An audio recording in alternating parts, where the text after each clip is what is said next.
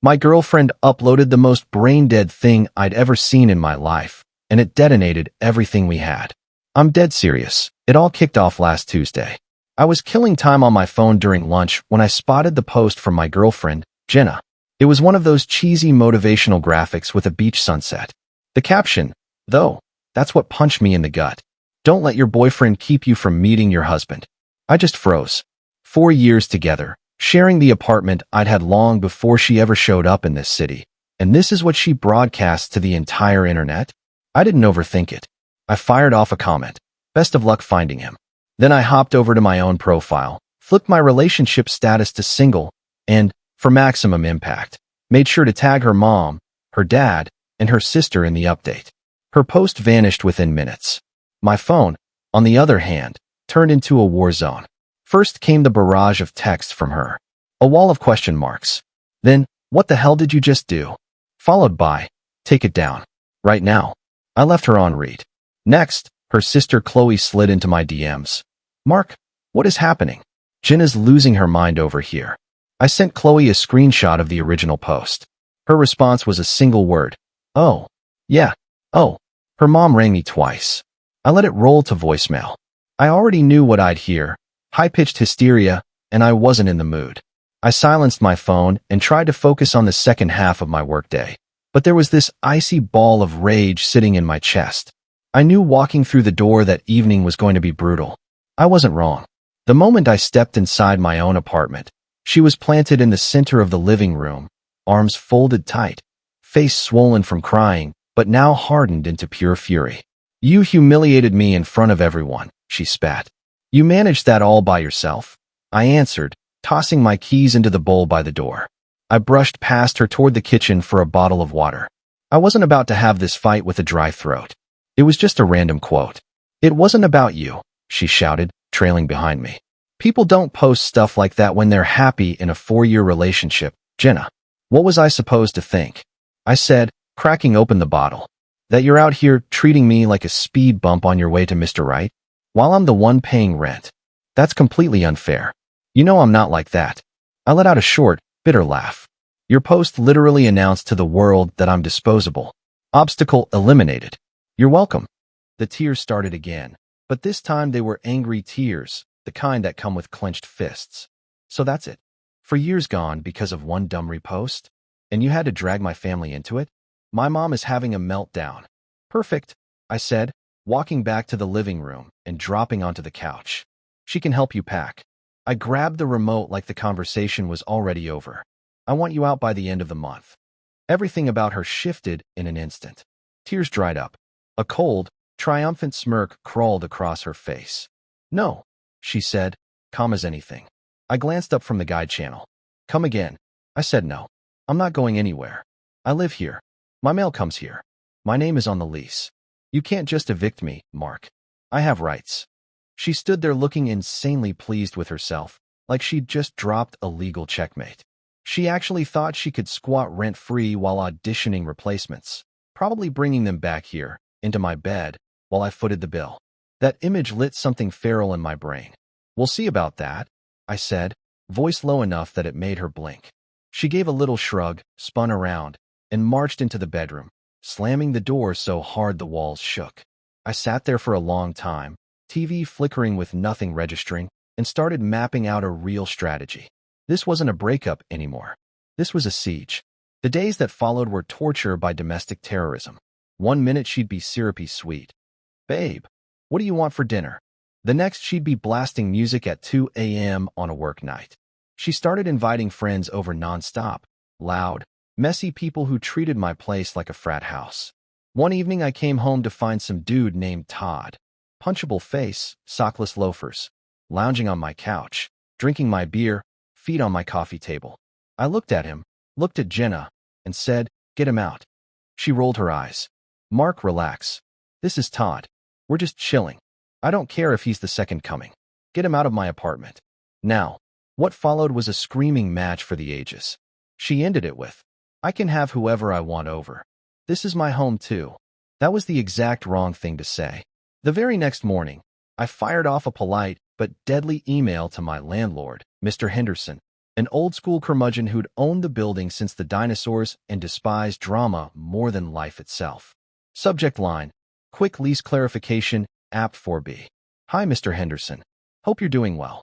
My co-tenant Jenna and I have unfortunately ended our romantic relationship. Since then, she has been hosting guests at all hours, creating considerable noise and disturbance. I believe this may violate the quiet enjoyment clause for me and possibly other tenants. Could you please remind me of the building's policy on overnight guests and noise? I've attached a copy of our lease for reference. Thanks, Mark. I'd already memorized the thing. An hour later, his reply landed. Short, sweet, and lethal. Mark. See Section 7, Paragraph C. Guests may not remain more than 3 consecutive nights or more than 3 nights total in any 30-day period without my prior written approval. Tenants are fully responsible for guest behavior. Any disturbance of other tenants' peace, as I deem it, is grounds for lease violation. Consider this your one and only courtesy warning. Next complaint, from you or any neighbor, triggers a 3-day cure or quit notice to both leaseholders. Fix it or both of you are out. Regards, D. Henderson. I saved that email like it was the Dead Sea Scrolls. That same night, guess who showed up again? Todd. They were cackling at some trash reality show, volume cranked. I walked out, phone in hand, voice perfectly level. Jenna, he leaves now, or we both get evicted. She scoffed. We've been over. I cut her off and held up the screen with Henderson's email glowing. Her eyes scanned it. Every drop of color left her face. You went to the landlord? She whispered, like I'd committed treason. You said it was your apartment too. I echoed, throwing her own words back. That means you have to follow the rules too. 5 minutes, or I'm forwarding this whole thread to Mr. Henderson with a noise complaint timestamped right now. Clock's ticking. Todd suddenly looked like he'd rather be anywhere else on earth. He stood, grabbed his jacket. I was actually heading out anyway, guys. He bolted. Jenna opened her mouth, closed it, opened it again. Nothing came out. For the first time in weeks, I slept in total silence. Small win, but the momentum had shifted. With eviction now a mutual gun on the table, Jenna changed tactics. She went after the stuff. Saturday morning, while I was at the grocery store, she sent me a novel-length text, a bullet point list of everything she was taking when she left. The 65-inch OLED, my custom-built gaming rig, the full surround system, even the high-end espresso machine. Her closing line, we can handle this like adults and divide things fairly. I read it in the cereal aisle and nearly laughed out loud. Fairly. Not one item on that list had seen a penny of her money. I didn't dignify it with a reply. I finished shopping, came home, unpacked, then locked myself in my office and started digging through years of receipts. Best Buy invoice for the TV, my card, my name. Newegg order history for every single PC part. Williams-Sonoma receipt for the espresso machine, birthday gift to myself. I made a folder called Proof. Then I scrolled back in our texts and found the photo she sent the day after the TV was mounted. Her grinning on the couch, new screen blazing behind her, caption, movie nights are elite on your ridiculous new TV. Thank you for sharing LOL. Screenshot. Saved. My buddy Dave called that afternoon. How's the hostage situation? About to go full special forces, I told him. I explained the latest shakedown attempt. She's trying to steal your battle station? Does she even know which side the power button is on? Doesn't matter. It's about pain. You free tonight? Got any garage space? An hour later, Dave rolled up in his pickup. Jenna was out. Instagram told me exactly where. 30 minutes. That's all it took. TV carefully unmounted and bubble-wrapped. Entire PC tower, triple monitors, peripherals, loaded. Speakers, subwoofer, espresso machine, gone. The living room looked like a bomb had gone off. Just a giant empty rectangle on the wall where the TV used to rule. I opened the proof folder, attached every receipt plus her old grateful text, and wrote Jenna a short, ice-cold email. Subject, about your inventory list. Jenna, it appears there's been some confusion regarding ownership. Every item you mentioned was purchased 100% by me. No gifts, no joint funds. To avoid any further mix-up while you arrange your move, I've relocated those items to secure off-site storage.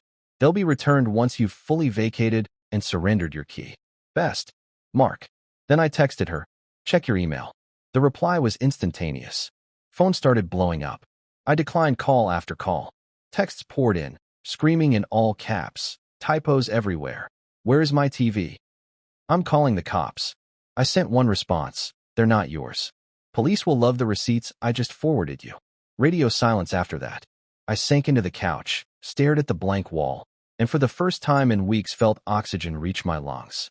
Stripping her of financial leverage broke something in her. With no more toys to withhold, she reached for the nuclear option, my reputation. It started slow. Mutual friends got weird. Texts ignored. I got a polite but firm disinvite from our regular game night. Hey man, maybe give it a miss this week. Things are kinda tense. Dave confirmed the source. Dude, Jenna made a group chat. Our whole circle plus her family. She's dropping bombs. He forwarded screenshots. My blood turned to ice water. She'd posted carefully cropped snippets of old arguments. Only my replies, context surgically removed. A message where I said, I'm done talking tonight, became proof of stonewalling abuse. A text where I said, we need to discuss big purchases first, after she tried to book a $6,000 non-refundable vacation on a card I paid, became financial control. Then the sob story caption, I know you all like Mark, but you never saw what it was like privately. This is the real him. I'm just glad I escaped. Half the chat rushed to comfort her. I felt like throwing up, but I didn't react publicly. That's what she wanted, me raging, proving her anger issues. Instead, I went surgical. I thought of the one person in her family who wasn't insane, her dad, Alan. Quiet, fair, hated bullshit. I spent the afternoon building a counter dossier. Full conversations side by side with her cropped lies. Highlighted the parts she deleted, like her apology after the vacation incident.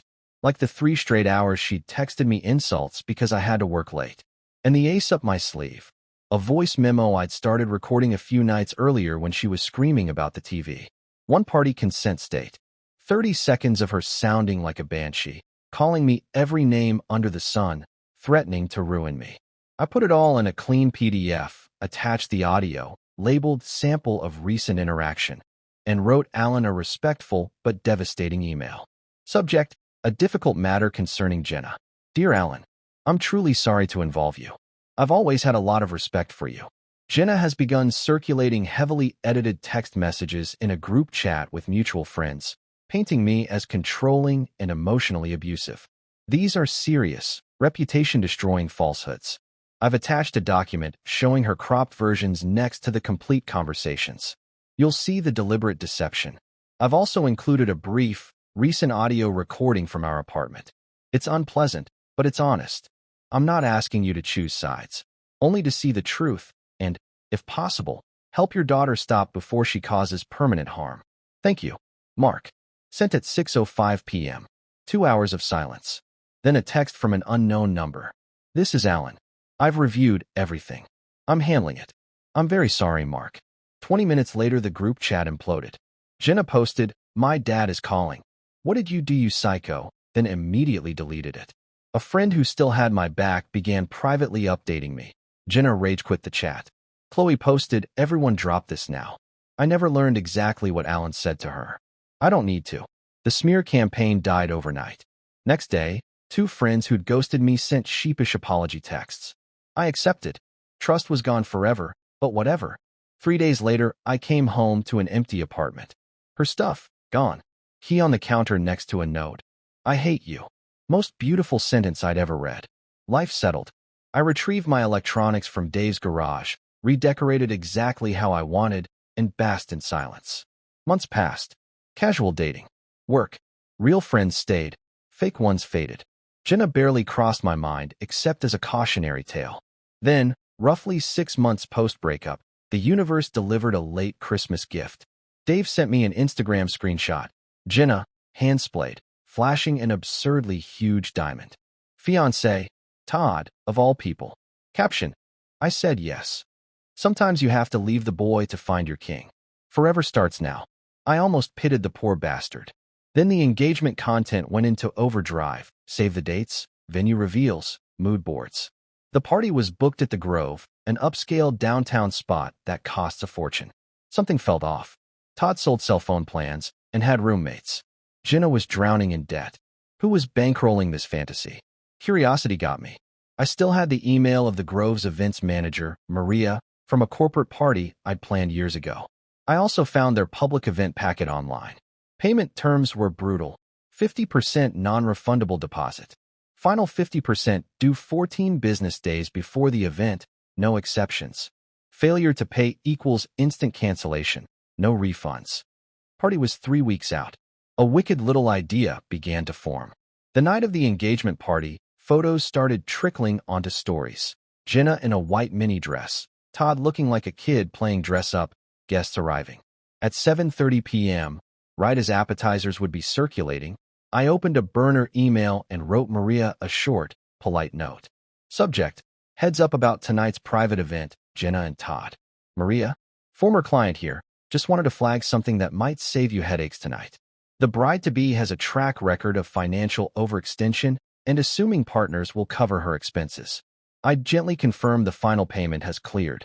For context on expectations versus reality, I've attached a screenshot of a public post she made while still in a prior long-term relationship. Wishing you a smooth evening. A friend. Attachment: the original sunset meme. Don't let your boyfriend keep you from finding your husband. Sent. Laptop closed. Movie on. I didn't wait long.